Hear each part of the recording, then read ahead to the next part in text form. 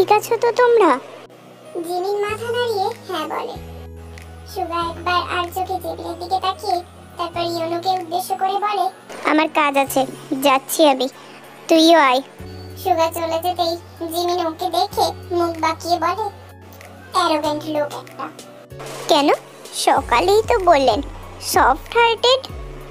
ভুল তো মানুষেরই হয়, এলিয়েনের তো না। আর আমি তো আর এলিয়েন না, মানুষ। জিমিন, তুমি কোথায় ছিলে? আমি কখন থেকে খুঁজছি তোমায়। আমি তো এখানেই ছিলাম আঙ্কেল। Hello uncle. আরে ইয়োনো, কেমন আছো?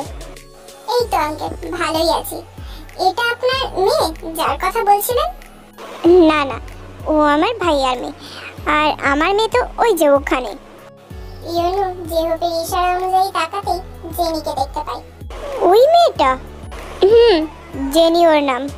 জেহোপের কথা শুনে ইয়োনো তো শক খেয়ে যায়। একবার জেনির দিকে তাকাচ্ছে তো একবার জেহোপের দিকে তাকাচ্ছে। তাহলে সকালের মেয়েটা কি এটাই? একটু আগে আমাকে মিথ্যে বললো যে কথা বলতে পারে না। জেনি এদিকে ফিরতেই জেহোপের পাশে ইয়োনোকে দেখে চমকে যায়। ওর গলা শুকিয়ে যায় ইয়োনো রাগ মিশ্রিত চেহারা দেখে। আর জেনি তো দুটো হাত দিয়ে নিজের মুখ ঢেকে দৌড় দেয় অন্যদিকে।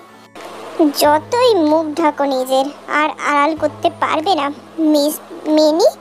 তুমি একবার না দুইবার আমাকে বোকা বানিয়েছো। এত সহজে ছাড়ছি না তোমায়। জিমিন আর জেনি জেহোপের পাশে দাঁড়িয়ে আছে। সামনে ইয়োনো পকেটে হাত গুজে তীক্ষ্ণ দৃষ্টিতে তাকিয়ে আছে জেনির দিকে। জেনি কাঁপা কাঁপা দৃষ্টিতে তাকায় ইয়োনোর দিকে। তাকাতেই আবার চোখ নামিয়ে নেয় ভয়েতে। জিমিনের পেছনে দাঁড়িয়ে লুকানোর ব্যর্থ চেষ্টা করে যাচ্ছে জেনি। এই গল্প করছে ওর ফ্রেন্ডদের সাথে। সুগা অন্য কাজে ব্যস্ত রয়েছে। সবাই যে যার মাঝেই ব্যস্ত। ঠিক তখনই মিউজিক ব্যান্ডের লোক স্টেজে এসে তাদের নিজেদের সেটআপ করতে শুরু করে। তেজও বাকি সবাই এক্সাইটেড হয়ে আছে তাদের দেখার জন্য। ইয়োনো তো বেশ কিছুটা অবাক হয়ে যায়, কারণ ওরা তো কোনো মিউজিক ব্যান্ডের আয়োজনই করেনি। এদের তো আসতে বলা হয়নি। তাহলে কি সুগা ভাইয়া বলেছে? ও এমজি, সো কুল! এখন এখানে কনসার্টও হবে, কিন্তু কার? ঠিক এমন সময় ইয়োনো আবার জেনির দিকে চোখ ছোট ছোট করে তাকায়। তখনই জেনি আবার জিমিনের পেছনে গিয়ে লুকিয়ে পড়ে। উফ জেনি, কি শুরু করে দিয়েছিস বলতো? এভাবে লুকোচুরি খেলছিস কেন? আপনি অ্যানাকন্ডা। অ্যানাকন্ডা? কি সব হাবিজাবি বলে যাচ্ছিস বলতো? সোজা হয়ে দাঁড়া। সুগার কথা বলা শেষ হতেই ও এসে দেখে স্টেজেতে সেটআপ করা হচ্ছে। তুই কি কোনো কনসার্ট প্ল্যান করেছিস ইয়োনো? আমি? ইয়োনো তো বেশ কনফিউজড হয়ে তাকায় সুগার দিকে। ভালোই করেছিস ইয়োনো, আমাদের তেটা তো ভীষণ পছন্দ করে। সুগা ভাইয়াও করেনি, আমিও করিনি, তাহলে কনসার্টের আয়োজন করলো কে? বলবো সুগা ভাইয়াকে যে এটা আমি অর্গানাইজ করিনি? কি ভাবছিস? আসলে সুগা ভাইয়া। ইয়োনো সুগাকে কিছু বলার আগে হলের লাইট অফ হয়ে যায় আর স্টেজেতে ফোকাস লাইট জ্বলে ওঠে। সবাই এবার আগ্রহ নিয়ে তাকিয়ে আছে স্টেজের দিকে। মিউজিশিয়ানগুলো সবাই নিজেদের পজিশনেই দাঁড়িয়ে পড়েছে। হঠাৎ গিটারের আওয়াজ শুনে সবাই সেদিকে তাকায়। মানুষটির উপর স্পটলাইট পড়তেই সবাই অবাক হয়ে যায়। হোয়াইট কালারের শার্ট, ব্ল্যাক কালারের ফুল স্যুট, ব্ল্যাক কালারের মাউথে স্পিকার লাগানো, গিটার নিয়ে বসে আছে জাংকুক। তে তো সেদিকে হাঁ করে তাকিয়ে দেখছে তার জাংকুককে। জাংকুক বাঁকা হেসে তের দিকে চোখে চোখ রেখে গাইতে শুরু করে। मेरे रंग में रंगने वाली परी हो या तुम, परियों की रानी या हो मेरी प्रेम कहानी, मेरे सवालों का जवाब दो ना। জাংকুক তের সামনে এসে ওর ডান হাতটা নিজের হাতের মুঠোয় করে নেয় আর চোখে একবার সুগার দিকে তাকিয়ে দেখে নেয় ও। সুগার মুখ তো লাল হয়ে গেছে, দেখেই বোঝা যাচ্ছে প্রচুর পরিমাণে রেগে গেছে। জাংকুক সুগার থেকে চোখ সরিয়ে নিয়ে তের হাতের উল্টো পিঠে চুমু এঁকে পিছনে ঘুরে যায়। সুগার রেগে গিয়ে জাংকুকের দিকে এগোতে নিলে ইয়োনো ওকে আটকে দেয়, কারণ চারিপাশে মেহমান রয়েছে। बोलो ना क्यों ये चांद सितारे तकते हैं यूं मुखड़े को तुम्हारे, झुके बदन को हवा क्यों महकी, रात भी है बहकी बहकी, मेरे सवालों का जवाब दो ना। জাঙ্কুক তের চারপাশে ঘুরে ঘুরে লিরিক্সগুলো গিয়ে আবারও স্টেজে উঠে পড়ল। গান শেষ হতেই সবাই খুব জোরে হাততালি দিতে শুরু করে। জাঙ্কুক বুকে হাত রেখে ঝুঁকে সামনের দিকে, তারপর থ্যাংক ইউ বলে। তের দিকে তাকাতেই চোখ মারে তেকে। তে তো চোখ বড় বড় করে আশেপাশে দেখছে কেউ দেখলো কিনা। জাঙ্কুক স্টেজ থেকে নেমে তের সামনে দিকে এগোতেই সুগা এসে ওর সামনে দাঁড়িয়ে ওর পথ আটকায়। What the hell are you doing here? কি করছি মানেটা কি? বার্থডে সেলিব্রেট করতে এসেছি। দুনিয়াতে অনেক বেশরম দেখেছি, কিন্তু তোমার মতো দুটো দেখিনি। বিনা ইনভাইটে কারোর প্রাইভেট সেরিমনিতে আসা ভদ্র ঘরের ছেলেদের মানায় না। জাঙ্কুক একটা মেল খুলে সুগাকে দেখায়। কে বলেছে বিনা ইনভিটেশনে এসেছি? এই যে ইনভিটেশন কার্ড।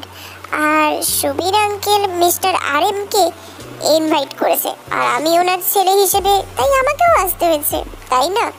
সুগা তো চোখ নাক মুখ গরম করে জাঙ্কুকের কথাগুলো শুনে যাচ্ছে। জাঙ্কুক চলে যেতে গিয়ে আবার ঘুরে তাকিয়ে সুগাকে উদ্দেশ্য করে বলে, আরে হ্যাঁ, আরেকটা কথা, ডিয়ার ব্রাদার ইন ল, একটু বেশরম না হলে তোমার মতো হিটলারের বোনকে পটাবো কি করে? ইউ ব্রো, অ্যাটলিস্ট আজকের দিনটা অন্তত নিজের এই কোবরা অ্যাটিটিউডটাকে কন্ট্রোলে রাখ। সুগা কটমট করে জাঙ্কুকের দিকে তাকিয়ে তারপর চলে গেল ওখান থেকে। গড, আমার পেছনে পড়া ছাড়ার কোনো কাজ নেই ওর। যাই হোক, my dear brother in law, তুমি আমার লাভ থেকে আমাকে দূরে সরিয়ে রাখতে পারবে না। That's my promise to you. সুগা গিয়ে তের পাশে দাঁড়ায়, কিন্তু ওর নজর তো জাঙ্কুকের ওপরেই। ওয়েটার এবার কেক নিয়ে আসতেই সবাই জড়ো হয়ে হ্যাপি বার্থডে বলতে শুরু করে। আর ইউনো নিজের ফোনের ক্যামেরায় শুট করছে। যদিও ফটোগ্রাফার আছে ভিডিও করার জন্য, কেকটা কাটা হয়ে যেতেই তে একে একে সবাইকে কেক খাইয়ে দেয়। তে আশেপাশে চোখ বুলিয়ে দেখে যে সেখানে জাঙ্কুক নেই। সবার আড়ালে তে একটা কেকের পিস নিয়ে সরে আসে। ছাদের এক কোণে পকেটে দু হাত গুজে আকাশের দিকে তাকিয়ে আছে জাঙ্কুক। পেছনে কারোর উপস্থিতি টের পেয়ে মুচকি হাসে ও। আমি জানতাম তুমি আসবে তে। আপনি কিভাবে বুঝলেন যে এটা আমি? অন্য কেউ তো হতে পারতো। তোমার হাঁটা চল আমি দূর থেকেও বুঝতে পারি। তে এবার কিছু বলতে যাবে তার আগেই জাঙ্কুক ওর ঠোঁটে আঙুল দিয়ে তেকে চুপ করিয়ে দেয়। জাঙ্কুক এগোতেই তে দুই কদম পিছিয়ে যায়।